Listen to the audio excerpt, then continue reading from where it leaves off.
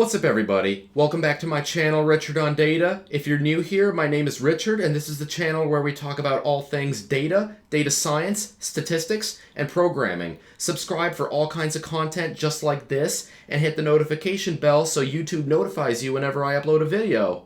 Alright, so today we're going to talk about a topic that I know is on everybody's minds, and I'm talking of course about the coronavirus, aka the virus that causes the disease known as COVID-19.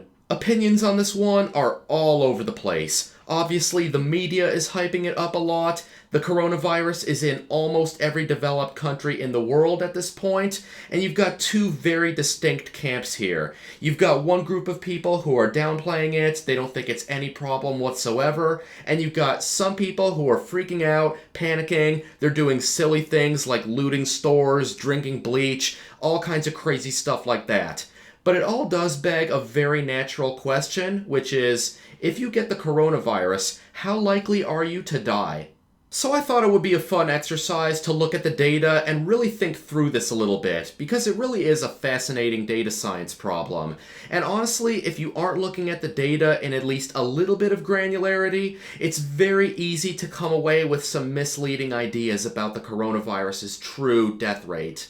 As a disclaimer, I'm a data junkie, but I'm not a doctor, I'm not a disease specialist, and I'm not an epidemiologist. This video is just my opinion based on how I interpret the data that's out there now, so this video is largely for entertainment purposes and just to give you some food for thought.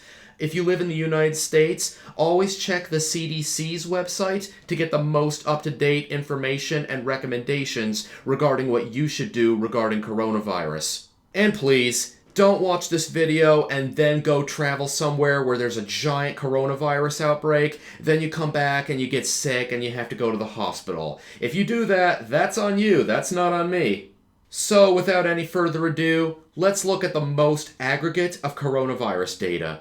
These stats are from the website worldometers.info as of the date I'm making this video, which is the afternoon of March 9. So you've got here the total number of reported coronavirus cases, you've got the total number of deaths, and you've got the total number of coronavirus recoveries. Now what you're going to hear reported most often is the total deaths over coronavirus cases. Now in our case here, that's 4,005 deaths over 114,223 cases, which is 3.5%. So that's pretty scary, right? I mean, if you told me that I have a 3.5% chance of dying, suddenly I'm pretty terrified. I mean, I don't like those odds. Well, the thing is, that's probably nowhere near actually true. You would think that calculating a death rate would be super easy, but it's not. We have a numerator, which is the number of deaths, and we have a denominator, which is the total number of cases, but it turns out we're not totally sure about either of those two numbers. And also, that's ignoring the fact, too, that not everyone has the same chance of contracting, let alone dying, from COVID-19. Now I'm going to point out something that's even scarier. So we heard that 4,005 out of the 114,223 total confirmed cases have died. But the thing is, only 62,834 of those cases have actually recovered. So that gives us a difference of 51,389 cases that are still ongoing. So it seems very likely that some more of those 51,389 ongoing cases are still going to die. This would increase the numerator, that is deaths, therefore pushing our death rate up a little higher. So in statistics terms, we have what we call censored data, that is, cases in which the outcome is actually unknown. Now one way this can be corrected is this.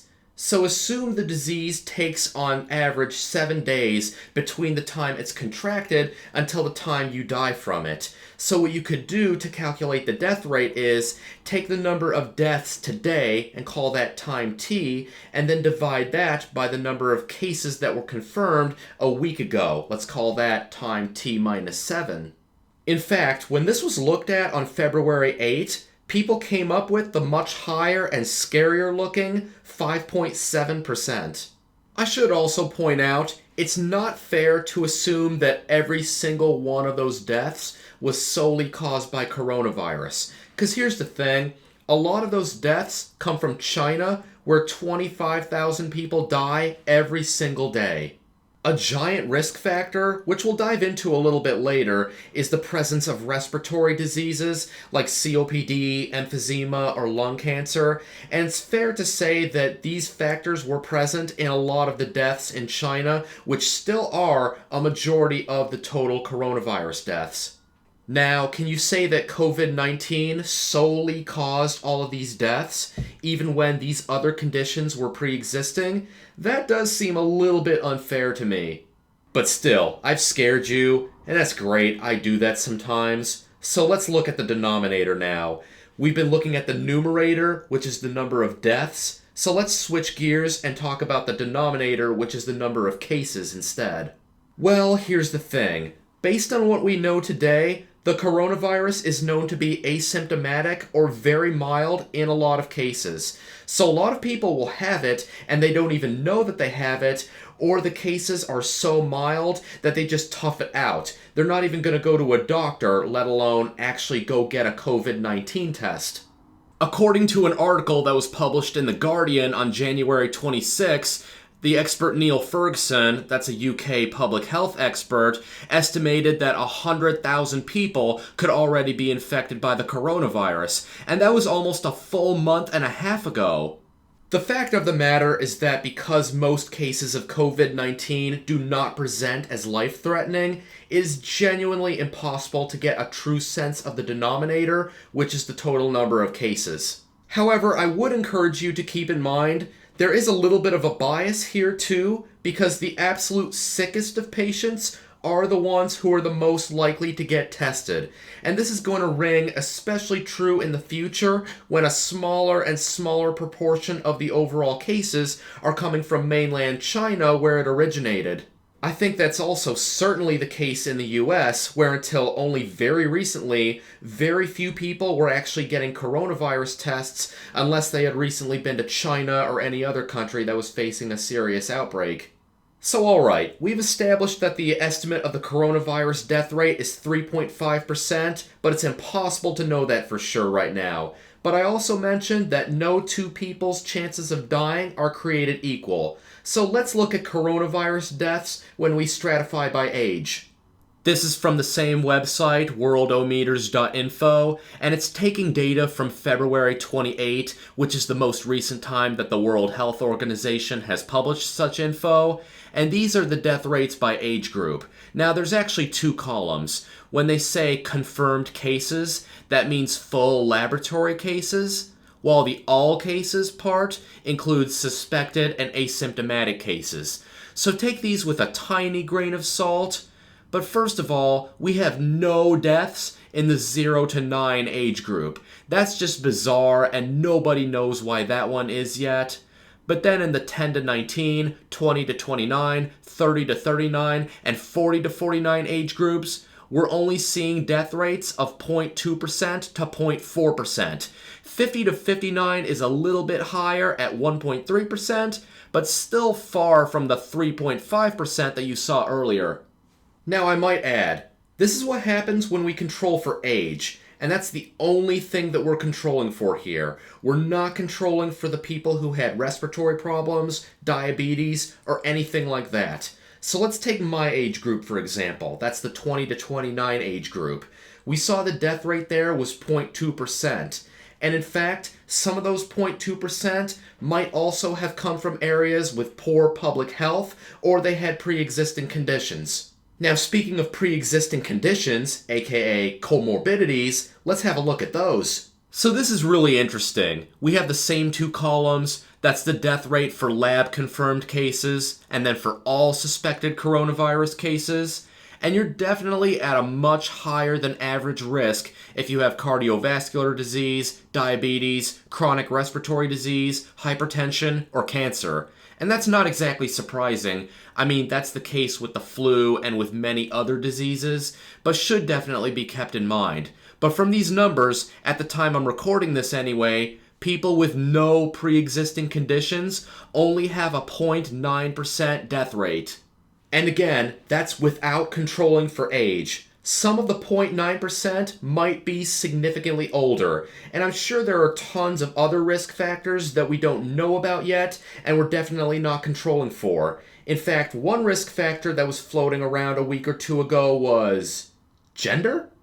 So if we look by gender, it seems that males have close to double the death rate that females do, 2.8% for males and 1.7% for females. That's pretty significant considering our sample size here. And it's thought that women's immune systems can operate differently than men's do for evolutionary reasons in order to support pregnancies, so that's not completely impossible. However, what's far more likely here is that this is a case of Simpson's paradox. Now, if you haven't seen my video on Simpson's paradox yet, I highly suggest checking that out. Still to date, most of these cases are coming out of China.